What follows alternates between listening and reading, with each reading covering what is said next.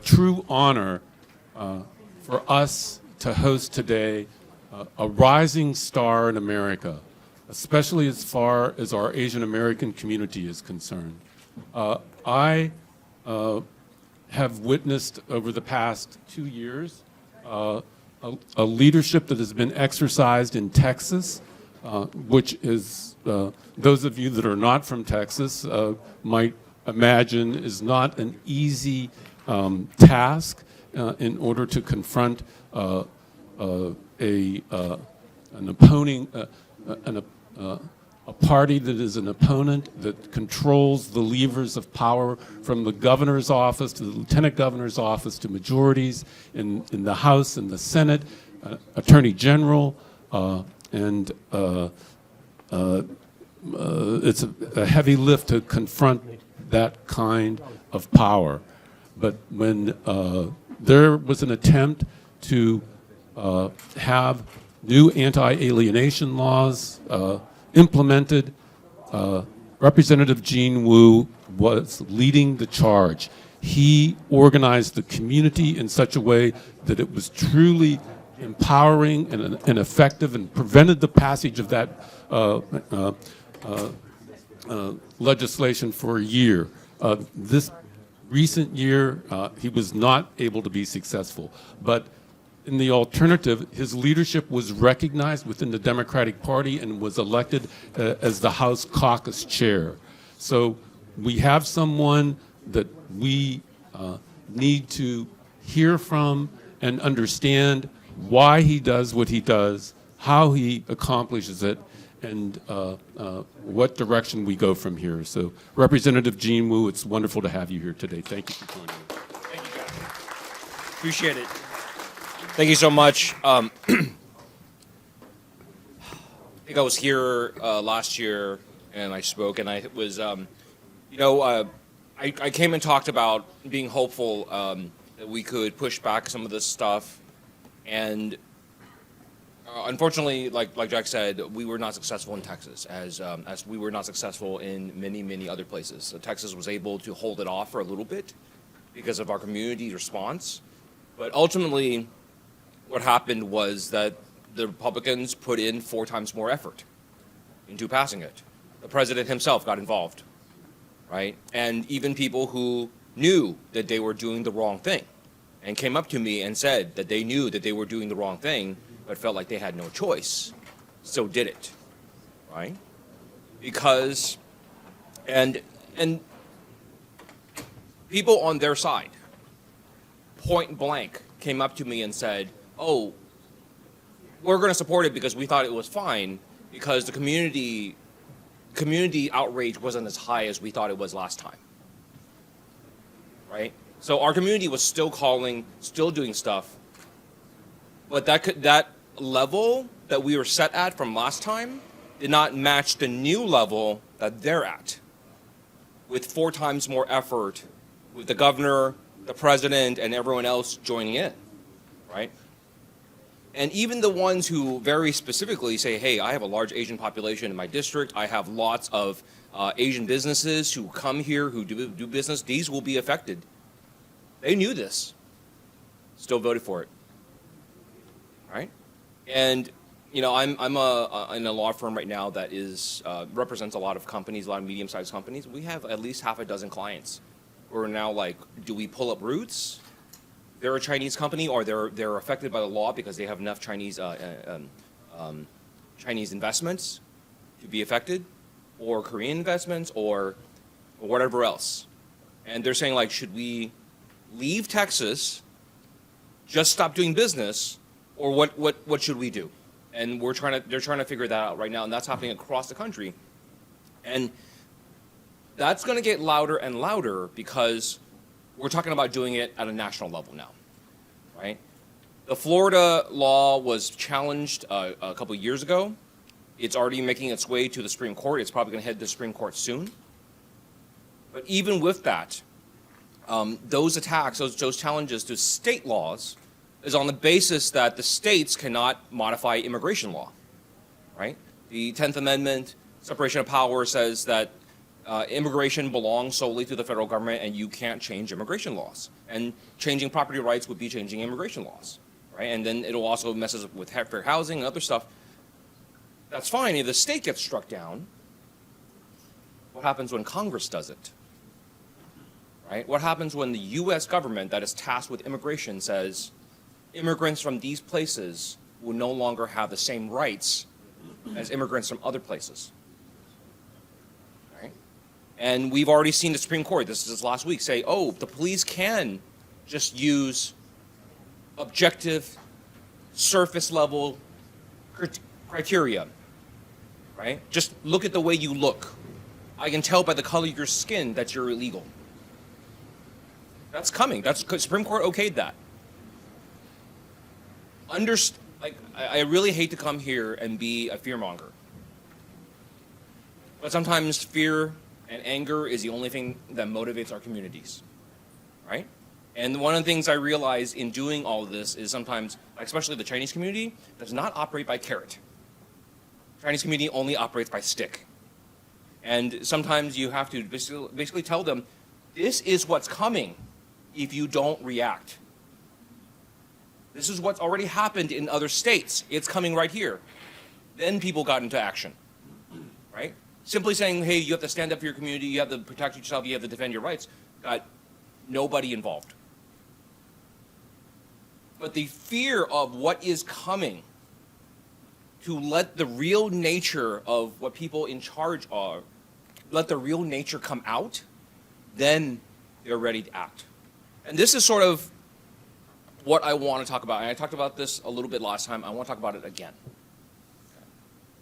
I want to have a very clear understanding of why we're having this fight right now. Look at what's been done to African Americans and Latinos in this country over the last 2 centuries, right? Even today, if you are black and you have any position of power, what are you labeled as? Affirmative action, DEI? Obviously, you don't belong here. Latinos, not really much different, right? They have a harder time on that with Asians. Asians outperform. Asians are, right? Asians do really well. You can't say they're DEI. You can't say other stuff, even though a lot of Asians are DEI. So you say they're spies. So you say they're traitors. So you say that they don't fit into the culture of this nation, right? It's not just attack against East Asians, Chinese, Japanese, Vietnamese. It's also attack against South Asians. The attack against South Asians right now is you're culturally incompatible with Western life. I mean, like people are scared to talk about Charlie Kirk. Charlie Kirk said that point blank. They asked him, all these Indians that are coming to this country, if they were Christian, and the big debate was about Christianity losing out. If they were Christians, if they were devout Christians, would it matter to you? And he says, absolutely. They still shouldn't be here. It doesn't matter. I know we're talking about Christianity, but it doesn't matter. I want to be very clear about this.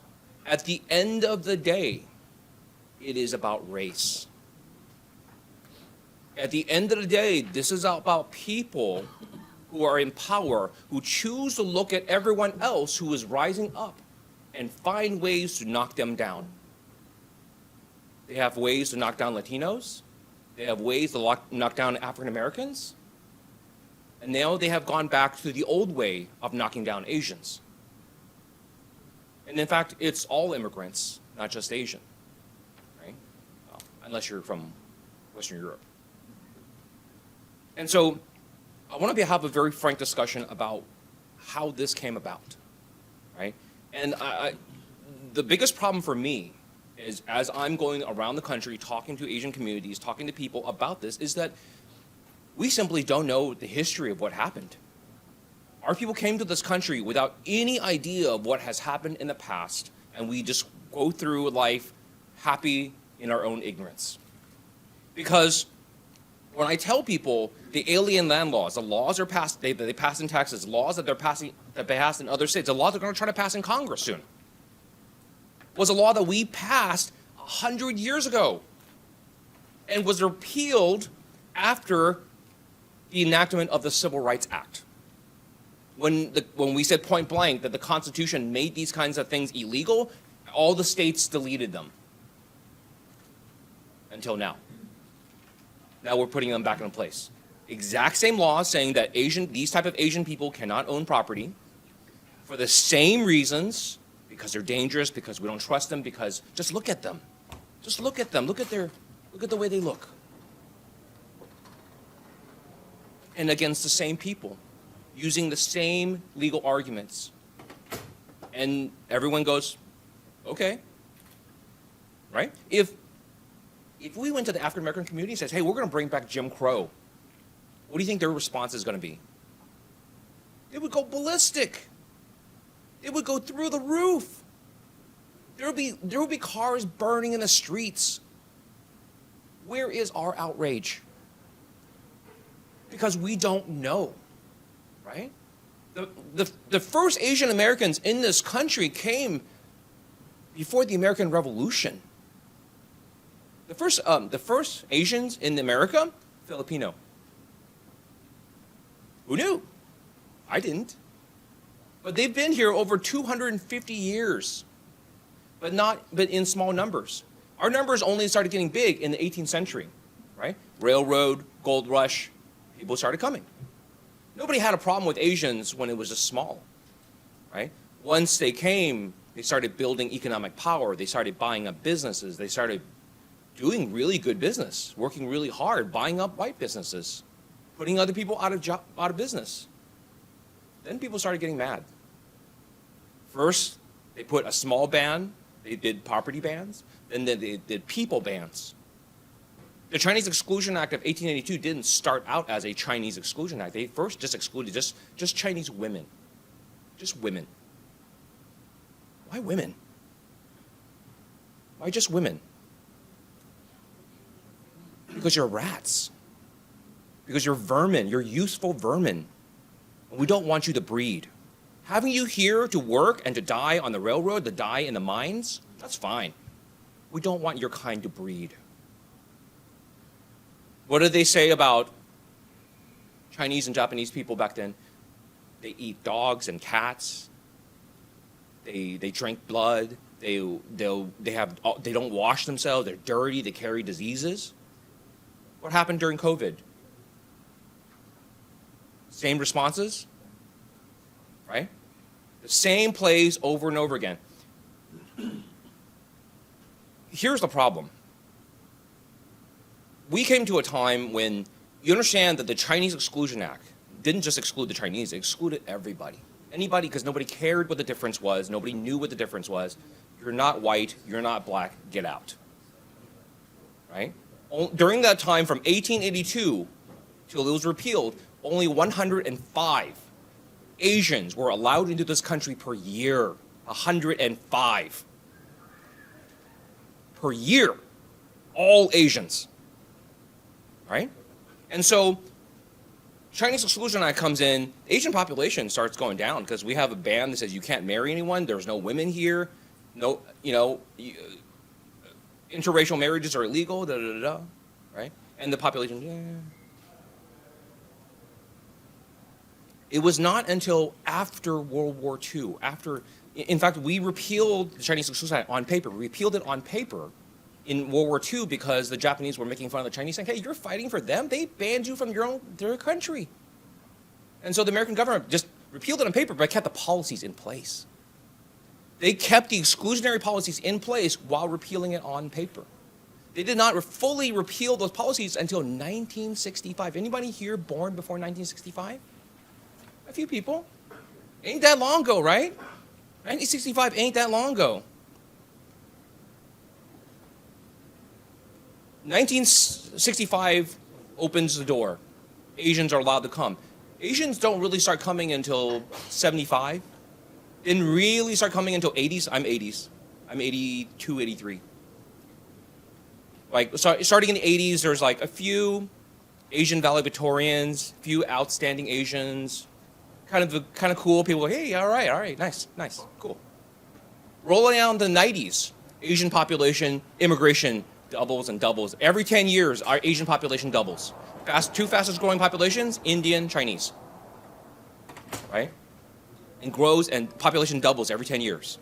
90s, a whole lot more valedictorians, a lot of Asians going to Harvard. People talk about, hey, Asians are the model minority, good job for y'all. 2000s roll around. Immigration increases even further. A couple years ago, I dealt with a Bel Air High School, one of the local premier high schools in my area. They had the fight over which one of their 18 valedictorians was a true valedictorian, right? Of the 18, 16 were Asian. Indian, Chinese, Vietnamese, Korean, etc. You may say that's not a big deal, but here's the problem. Here's the Harvard problem. 1965, there weren't a lot of Asians in Harvard. 80s roll around. There's quite a few. Asians populations going up. Black and Latino populations are going up. 90s, even more. 2000s. Black and Latino populations at Harvard have largely remained flat. Under population, but largely stable and flat. Asian population at Harvard and Yale and everyone else is about 30%, nearing 40%. UC Berkeley, 45%. UCLA, 44%.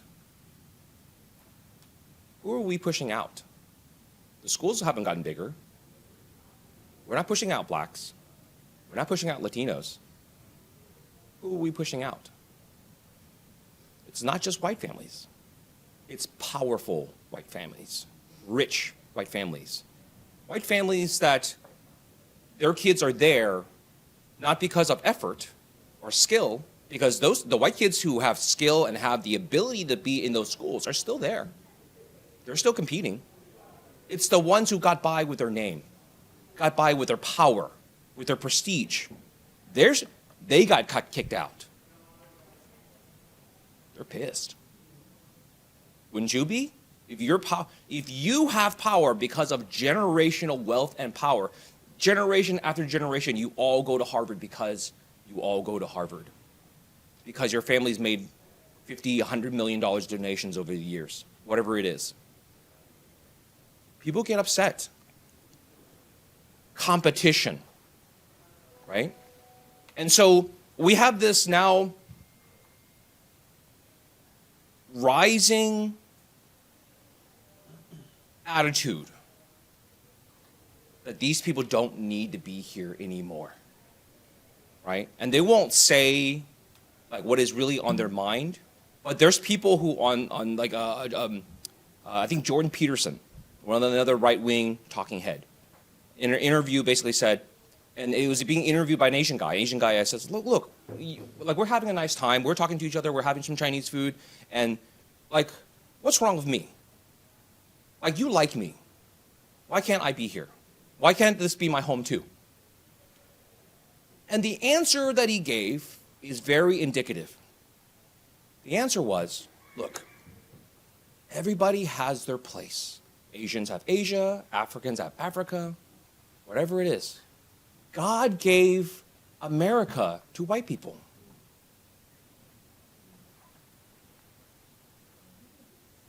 And you don't belong here because of the color of your skin. This is not hyperbole. This is not a joke. This is not me trying to fearmonger. There is a substantial part of this country, especially of people in power, who will not necessarily say it outright, but when they look upon the sea of faces in this room, they feel disgust. Because they see what this country is turning into, and it doesn't look like them. For most Americans, they would look at that and say, that's perfectly fine. America's a changing place. America's changing faces. Remember, it was not even 100 years ago where Italians, Polish, people we would say are white today were considered outcasts. Those are the social unwanted. Right? We can go back to that. right? Because once we eliminate the Asians, eliminate Africans, eliminate whatever else, then they can go fighting among who is the true white. Because they had those fights back then. So look, the point I want to make about this, the reason I'm talking about this, is for us to go back to our communities and for them to be educated and understand. This is not just a fight simply about voting rights, about property ownership, about any of that stuff. We are now approaching a time where there is an active push to say, these people do not belong in this country.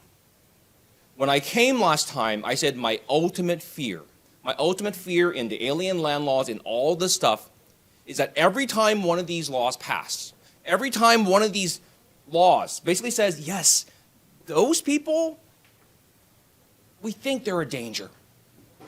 Yeah, let's just be safe. Every time one of those laws pass, it lets the public know, hey, there's something going on with those people. After a while, people will listen to that and goes, well, if we keep passing all these, I mean, they wouldn't pass all these laws against these people if there wasn't something wrong with them, right? Well, why don't we do something about them? I mean, we don't have to round them up. What if we just told them, hey, you move to one part of the city and we put a wall around it?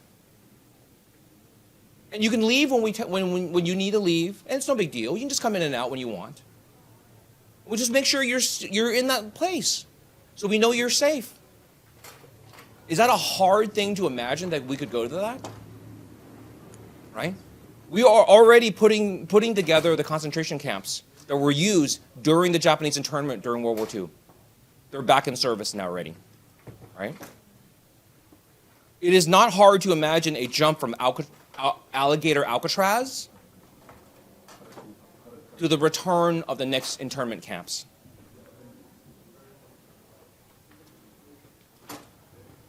I hope that you do not just feel fear, but that you feel motivation.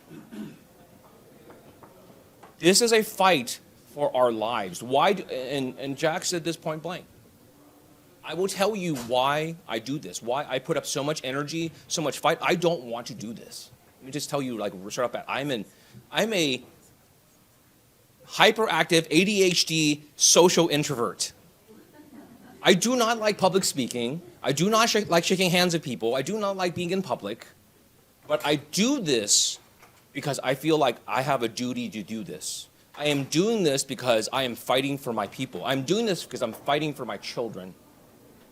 Because they are American-born citizens. My sons have the legal ability to be president. I'm not saying they're going to be. But I'm saying, like, I like the idea that they live in a world where they could be considered to be a president in the future, right? That's not where we are right now.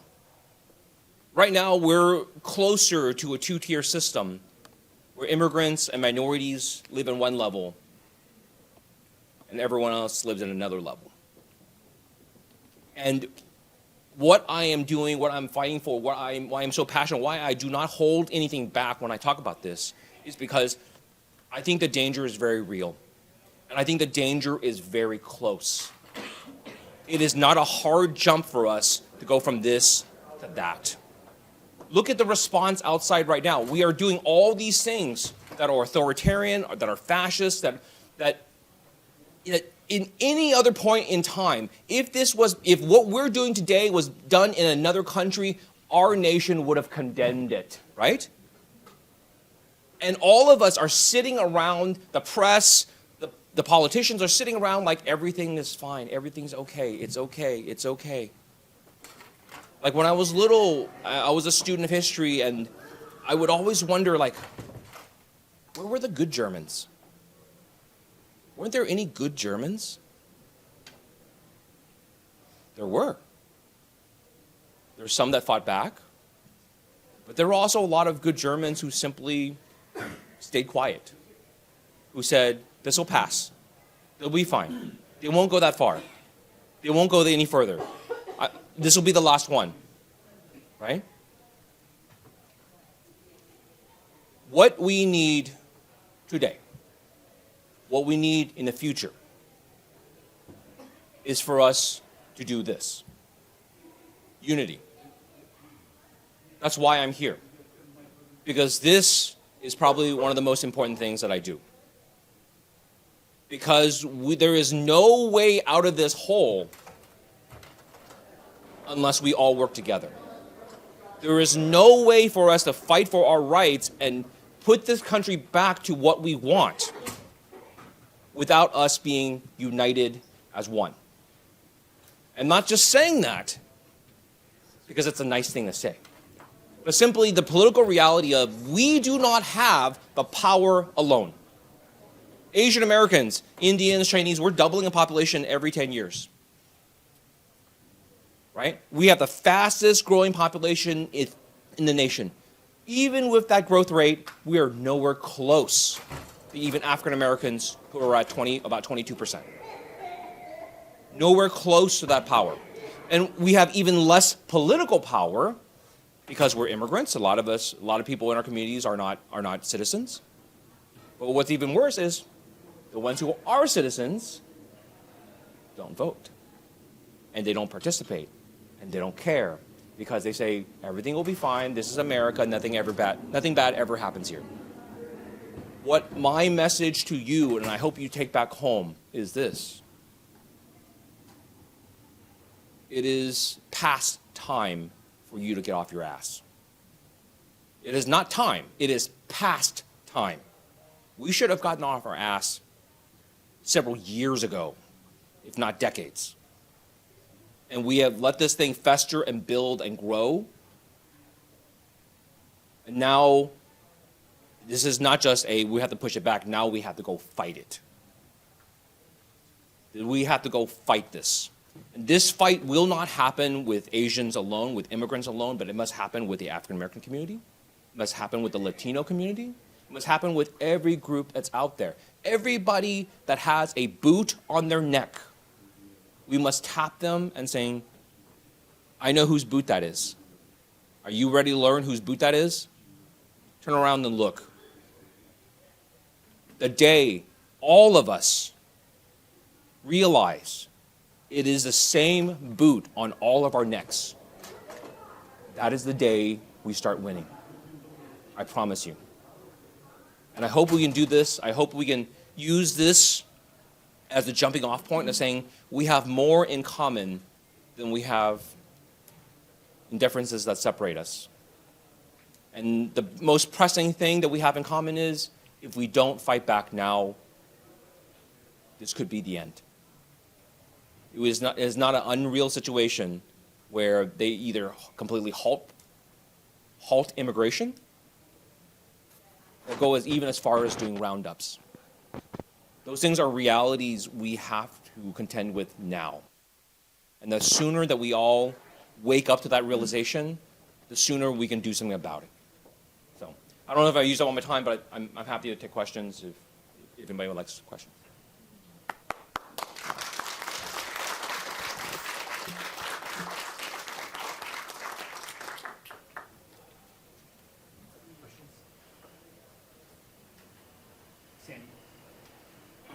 And while you're getting that, and by the way, some of y'all may have seen me be involved in the redistricting fight.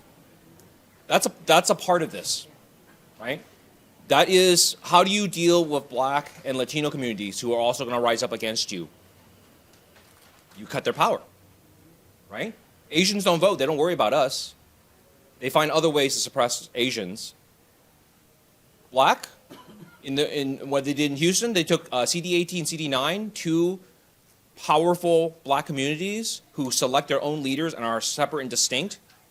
They smash them together, and you can only elect one now.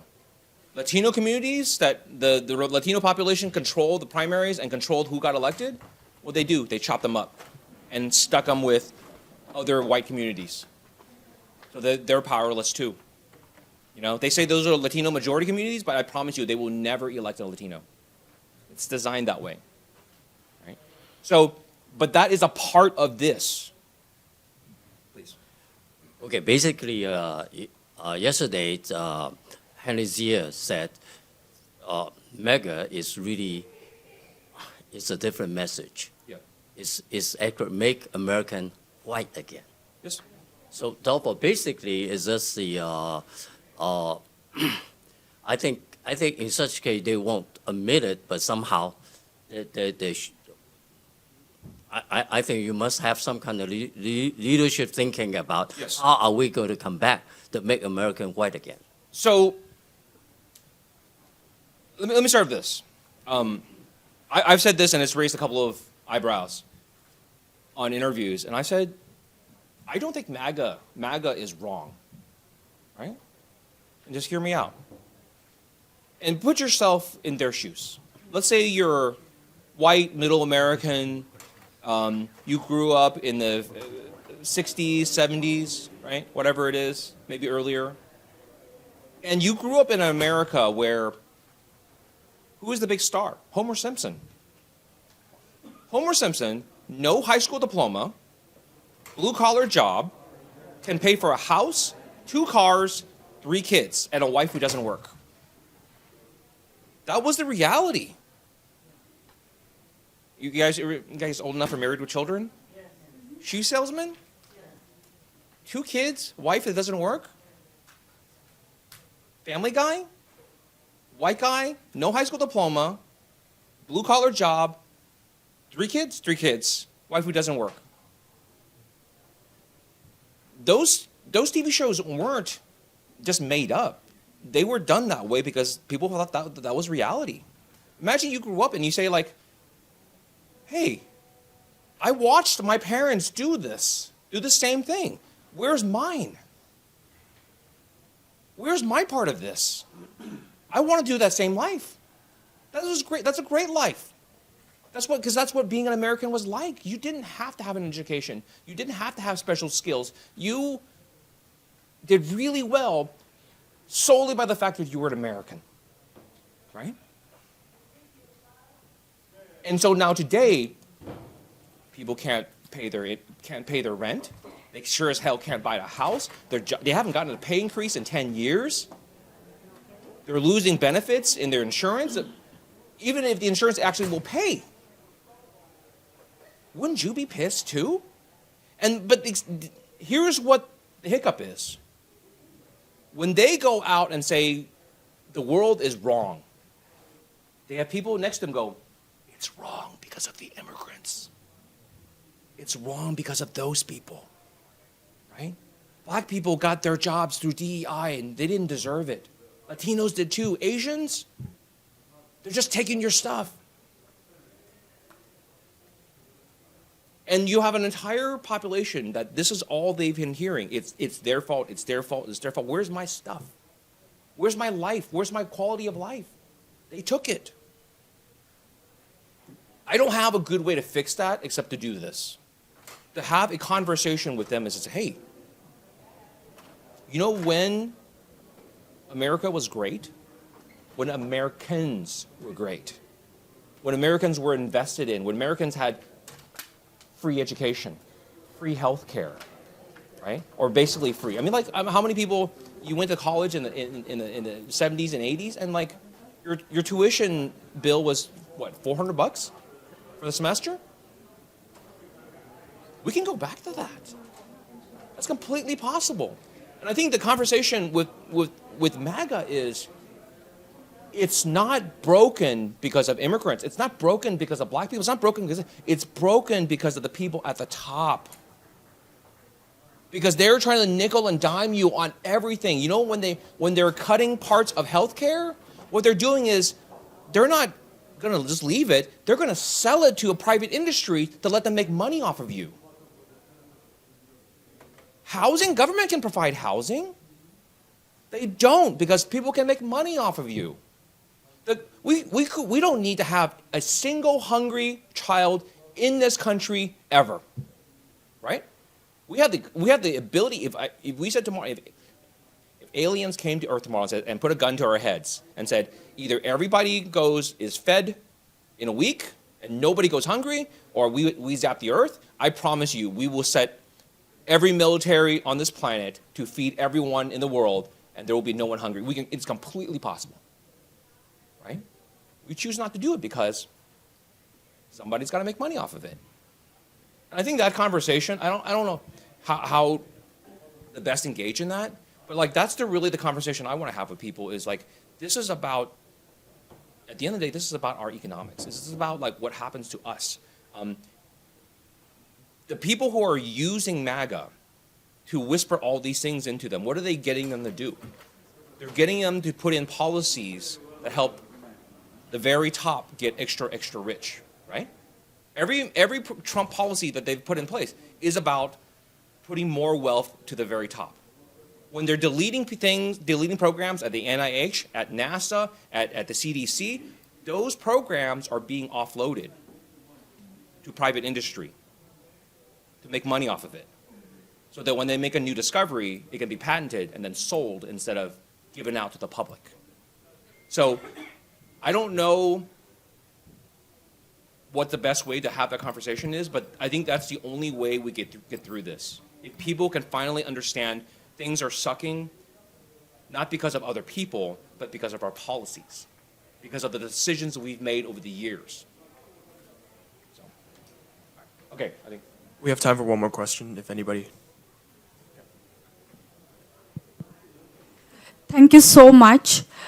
What I heard today was so impactful, but I don't want to leave feeling powerless. So most of us come from small grassroots organizations who work with the community, and our role is educating the community.